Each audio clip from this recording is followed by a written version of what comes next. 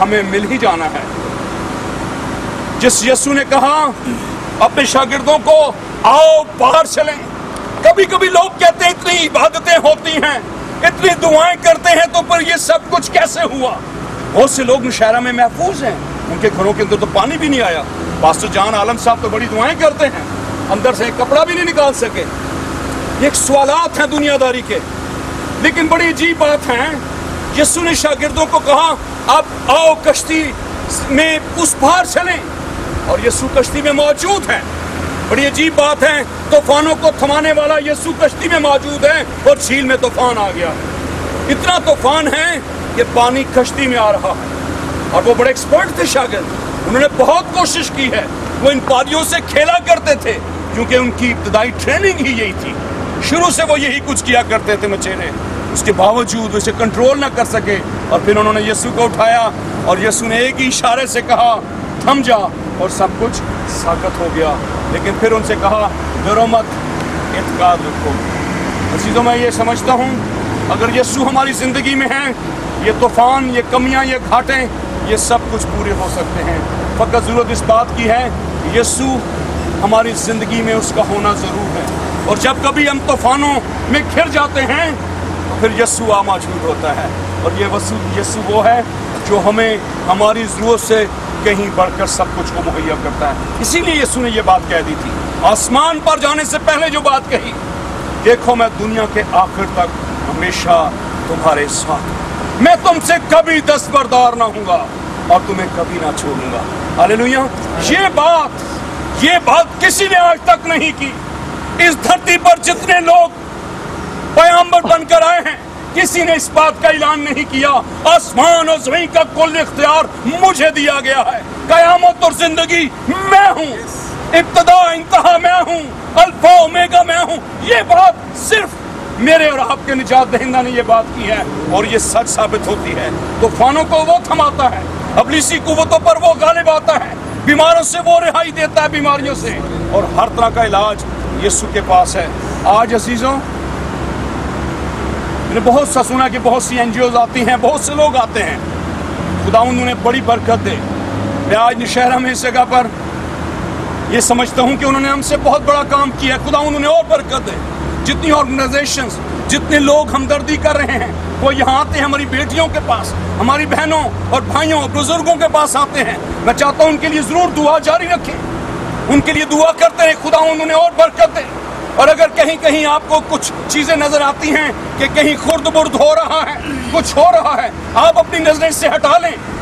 इसलिए कि अगर बरकत चाहते हो तो सिर्फ अपनी तरफ देखना शुरू करो। और किसी मसीही को ये हक हासिल नहीं है कि वो झोली उठाकर बद्दुआ दे। मसीहों को ये वाजिब नहीं है, क्योंकि यीशु ने कहा कि बदला लेना तुम्हारा काम नहीं, ये मेरा काम है। आपको कहा गया है आप अपने दुश्मनों से मोहब्बत रखो, अपने सताने वालों के लिए दुआ करो। इसलिए मैं सारी कलीसियाओं के लिए, अहले मोहल्ला के लिए, वतन अजीज के लिए और तमाम शहरों में बसने वाले सभी लोगों के लिए बरकत चाहनी और दुआ करनी है। मैं हमेशा ये पैगाम आपको देता हूँ, और हमारे हर बैनर और हर इन्विटेशन पर ये रहता है प्रे फॉर पाकिस्तान, इसलिए कि मैं यीशु ने इस मुल्क में रखा है। इन तूफानों को अगर थमा सकता है तो वो यीशु है। मेरा ये पैगाम हमेशा यही पैगाम रहा है। आखिरी बात कर रहा हूँ, मेरा किसी सियासी पार्टी से कोई ताल्लुक नहीं, लेकिन जो लोग वो अपने एंगल से बयान देते हैं, लेकिन मैं आपको बताना चाहता हूँ अजीजों, ईमानदार मसीहो, आओ अपने हाथ उठाकर वतन अजीज के लिए दुआ करना शुरू करें। हमें नहीं पता कौन डाकू है, कौन चोर है, कौन नेक है, कौन जन्नत में जाएगा, जजमेंट होने वाली है।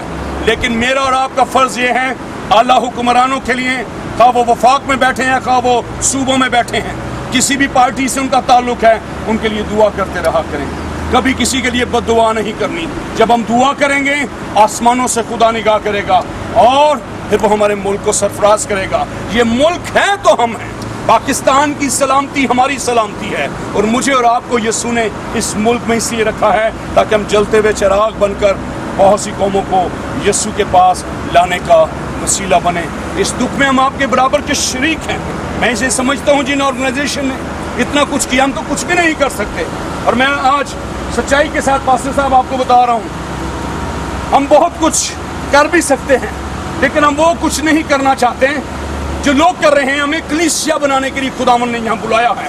ہاں ہماری ضرورتیں ہیں, ہم بہن بھائی ہیں, ہم ایک دوسرے کے ہاتھ میں ہاتھ ڈال کر دعا کرتے ہیں, جو ہماری ضرورتیں ہیں وہ ہم شیئر کرتے ہیں. کرتے رہیں گے, کرتے رہیں گے, کرتے رہیں گے. زندگی ختم نہیں ہوئی, اور یہ طوفان جو آیا ہے یہ چند دنوں کے بعد سب کچھ بہتر ہونے والا ہے.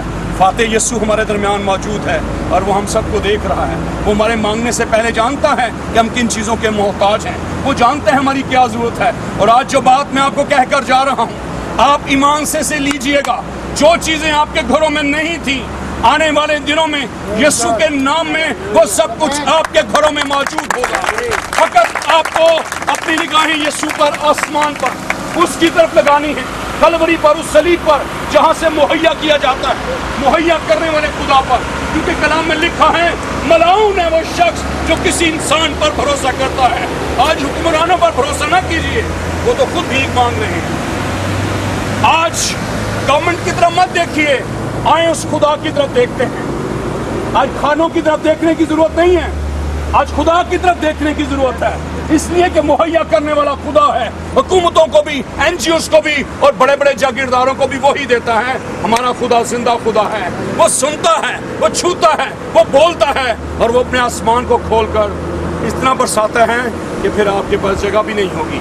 وہ الگ بات ہے کہ آپ تالا یہاں لگاتے ہیں, باہر سے چور پیچھے سے کمبل لے جاتا ہے, وہ ایک الگ بات ہے. لیکن آپ کو خدا دے تو رہا ہے نا. اب جب دے رہا ہے تو اسے سمیٹنے کے لیے پھر آپ کو ایڈمنسٹریشن کی ضرورت ہے, آپ کو حکمت کی ضرورت ہے, آپ کو اس محبت و پیار کی شگانگت کی ضرورت ہے. آئیں وہ لوگ جو افیکٹڈ ہیں, وہ جو متاثرین ہیں, اور ہم سب ان کے ساتھ اس دکھ میں شریک ہیں, کیونکہ ہم اس وقت کی قیمت چکا ہی نہیں سکتے.